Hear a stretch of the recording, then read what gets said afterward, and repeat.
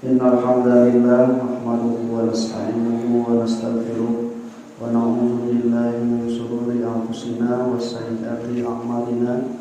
May yahdihillahu fala mudilla lahu wa may yudlilhu fala hadiya lahu. Asyhadu an la ilaha illallah wahdahu la syarika lahu wa anna Muhammadan abduhu wa rasuluhu alladzi la nabiyya ba'dahu amma ba'du. Wa timbang rahimakumullah, di ayat ke-108 Allah Subhanahu wa taala menerangkan bagaimana merusaknya orang-orang kafir, orang-orang Yahudi dan Nasrani yang didorong oleh rasa iri dengki kepada orang-orang yang beriman, sehingga mereka melontarkan gangguan-gangguan terhadap orang yang beriman. Maka Allah Subhanahu wa taala memerintahkan untuk bersabar, memaafkan dan berlapang dada sampai ketika Allah nanti memerintahkan untuk berperang, atau Allah Subhanahu wa taala memberikan keputusan mereka itu bisa membayar pajak atau jizyah tanpa harus diperangi dan tidak harus masuk Islam, karena tidak ada paksaan di dalam masuk ke dalam agama Islam. Nah, maka ikhwatimah supaya orang-orang beriman itu mempunyai ketenangan, di ayat ke-110-nya Allah memerintahkan wa aqimus sholata wa atuz zakata. Kalian harus mendirikan sholat dan juga mengeluarkan zakat. Jadi zaman iman teh kudu sibuk ka dieu supaya gangguan naon wae anu ayati orang-orang Yahudi jeung Nasrani moal pangaruh. Mun bapak ya keur sibuk di gawe, aya nu ngajak mancing, ini moal.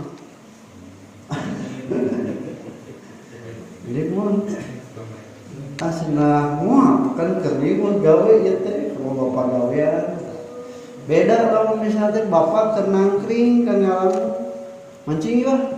Ayo daripada ngalamun, padahal rek mancingnya bari ngalamun.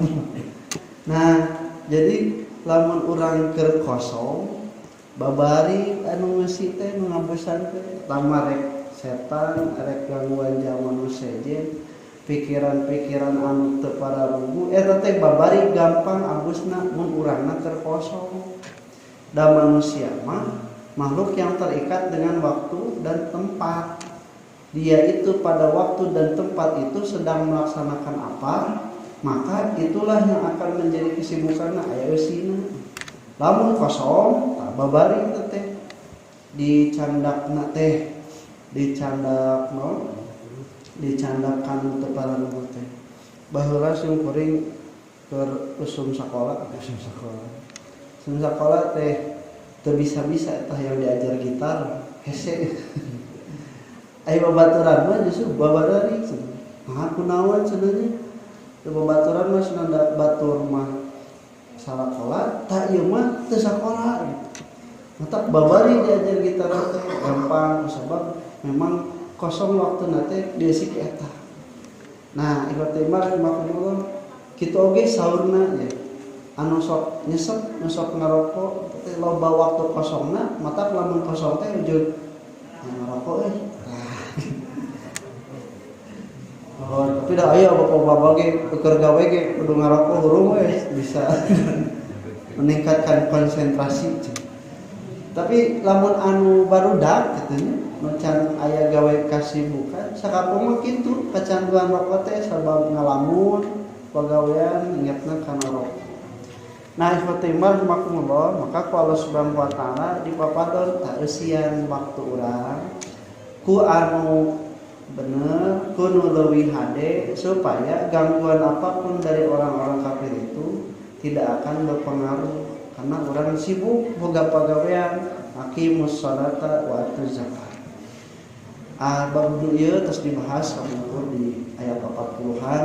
Nah, ayeuna urang bahas kajenganan wa ma tuqaddimu li anfusikum min khairin tajiduhu indallah. Dan juga kalian harus menyibukkan diri memberikan sesuatu, mempersembahkan sesuatu yang akan kalian dapatkan nanti hasilnya di sisi Allah Subhanahu wa taala. Jadi kalimat nate aya qaddama aya akhara atawa qaddama aya khalafa. Qaddama mah karep, khalafa atau akhara mah katukang. Ai anu katukang erek di payunan berarti zaman waktu yang akan datang, sedangkan khalafa itu adalah yang telah ditinggalkan. Anu bahasana dina Al-Qur'an mah masa lalu itu adalah sesuatu yang semakin jauh. Ya, beki jauh teh orang baheula keur sakola beki jauh we, da urang beki kolot. Tapi God yang akan ditemui masa depan besok itu beki deukeut. Deukeut. Jadi isukan urang naon tah? Nyaeta bakal beki deukeut waktuna teh. Beki ngadeuketan, anu dewasa beki kolot, anu kolot beki kolot pisan, anu kolot pisan beki deukeut karena maotna. Nah, itu yang disebut God. Budak sarua, budak leutik, budak gede, remaja teh beki deukeut, tapi masa lalunya itu semakin menjauh, beki jauh. Nah, Fatimah rahimahullah, maka kata Rasulullah SAW ketika ada seorang manusia yang meninggal itu, qalan nasu ma khalafa. Orang-orang mah ketika ada yang meninggal teh berkata, ieu jelema ninggalkeun naon? Ngawariskeun naon? Maka kalau malaikat justru bertanyanya sebaliknya. Baqalal malaikatu ma qaddama. Cek malaikat teh ayeuna maot ieu yang geus nabung naon? Geus mawa, geus mempersembahkeun nyiapkeun amalan naon? Maka ikhwatimar makmullah jamu mah kitu. Saurusad eka Allahu yarham, urang teh tong mikiran wae masa depan budak. Da urang oge sarua boga masa depan. Masa depan budak mangeureunna sakolahna, kuliahna, digawena, nikahna. Masa depan urang nyaeta maotna engke di alam barzahna kumaha, nepikeun ka di akhirat kumaha. Ta eta teh sarua masa depan urang sadaya kudu dipikiran. Makanya di waktu disebutkan, ditanya Rasulullah SAW kepada sahabat, ayukum maluhu ahabu ilaihi min mali warisihi. Saha di antara anjeun anu hartana teh leuwih dipikaresep tibatan harta keur ahli warisna, leuwih dipikaresep tibatan keur manehna sorangan. Cek para sahabat teh mamin nami ahadin ila maluhu ahabu ilaihi min mali warisihi. Ayat Rasul sadayana ge resep mah harta mah keur urang daripada engke keur ahli waris. Kan urang nu gawe, urang nu neangan, nya urang anu keur menikmati.